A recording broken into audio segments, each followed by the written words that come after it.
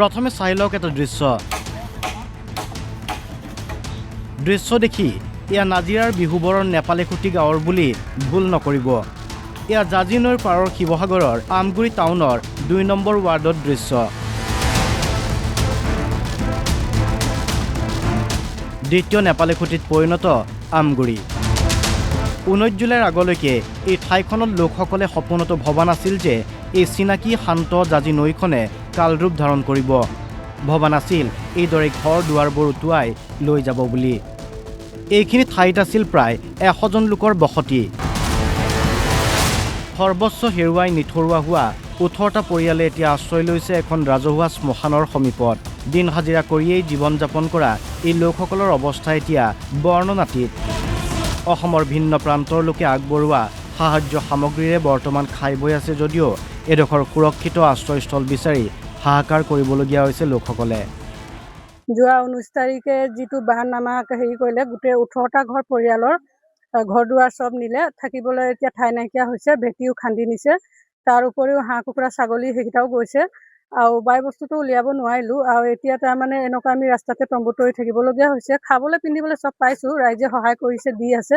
কিন্তু আপোনালোকৰ এই চেনেলৰ যোগেদি মই চৰকাৰক অনুৰোধ কৰোঁ যাতে আমাক মাটি এডোখৰ ক'ৰবাত দিয়ে আৰু ঘৰ এডোখৰ বনাই দিয়ে। চৰকাৰকো আমি দাবী উত্থাপন কৰিছোঁ যে এই পৰিয়ালকেইটা, এই খিলঞ্জীয়া এই পৰিয়ালকেইটাক অতি সোনকালে এটুকুৰাকৈ মাটি প্ৰদান কৰি তেওঁলোকক যাতে ভৱিষ্যত সুনিশ্চিত কৰে। এই অবৰ্ণনীয় পৰিস্থিতিৰ মাজতে কিছু আশাৰ ৰেঙনি দেখিছে লোকসকলে। মিষ্টাৰ বিটু নামৰ জনপ্ৰিয় এজন ইউটিউবাৰে এইসকল ব্যক্তিৰ বাবে একোটাকৈ কেঁচা ঘৰ নিৰ্মাণৰ কাম হাতত লৈছে। এসপ্তাহৰ ভিতৰতে ঘৰকেইটা নিৰ্মাণৰ লক্ষ্যৰে চলিছে যুদ্ধগতিত কাম। মই যি কৈছোঁ, শিৱসাগৰবাসীয়ে তিনি নগণ্য। শিৱসাগৰে মিষ্টাৰ বিটুক সৃষ্টি কৰা দৃষ্টিহীন আশ্ৰমৰ বাবে যিখিনি অৱদান দিছে, মিষ্টাৰ বিটুক আগুৱাই যাবলৈ যিখিনি অৱদান দি থৈছে, এয়া সামান্য।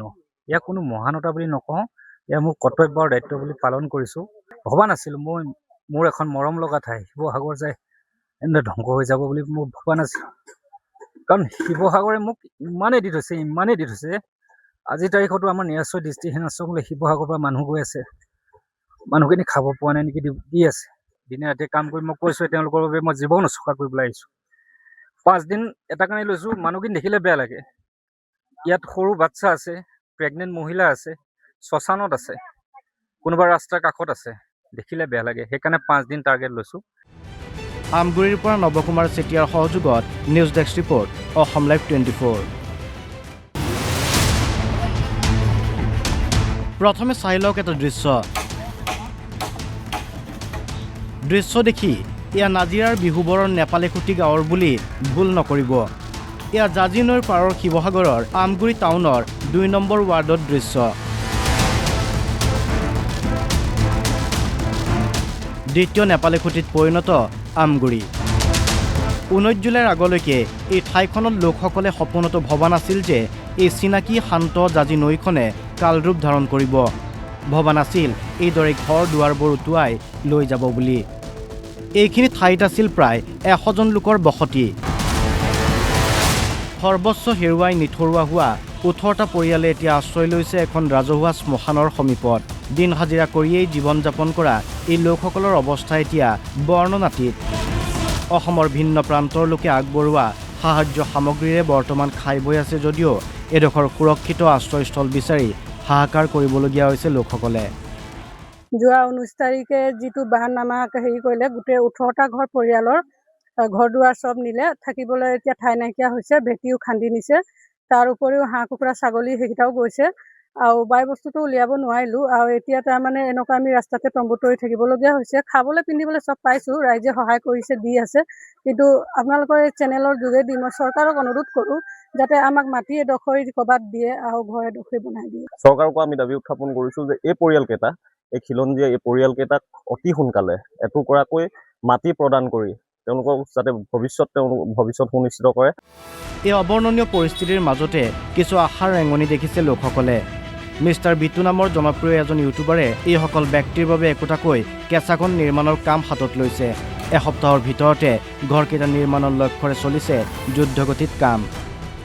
মই যি কৈছোঁ, শিৱসাগৰবাসীয়ে তিনি নগণ্য। শিৱসাগৰে মিষ্টাৰ বিটুক সৃষ্টি কৰা দৃষ্টিহীন আশ্ৰমৰ বাবে যিখিনি অৱদান দিছে, মিষ্টাৰ বিটুক আগুৱাই যাবলৈ যিখিনি অৱদান দি থৈছে, এয়া সামান্য।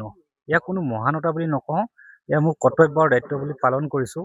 ভবা নাছিলোঁ মোৰ এখন মৰম লগা ঠাই শিৱসাগৰ যায় এনেদৰে ধ্বংস হৈ যাব বুলি মই ভবা নাছিলোঁ।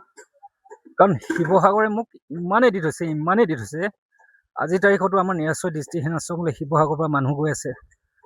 মানুহখিনি খাব পোৱা নাই নেকি দি আছে। দিনে ৰাতিয়ে কাম কৰি মই কৈছোঁ তেওঁলোকৰ বাবে মই জীৱন উচৰ্গা কৰিবলৈ আহিছোঁ। 5 দিন এটা কাৰণে লৈছোঁ, মানুহখিনি দেখিলে বেয়া লাগে। ইয়াত সৰু বাচ্চা আছে, প্ৰেগনেণ্ট মহিলা আছে, শ্মশানত আছে, কোনোবা ৰাস্তাৰ কাষত আছে, দেখিলে বেয়া লাগে। সেইকাৰণে 5 দিন টাৰ্গেট লৈছোঁ। আমগুৰিৰ পৰা নৱকুমাৰ চেতিয়াৰ সহযোগত news desk report, Assam live 24।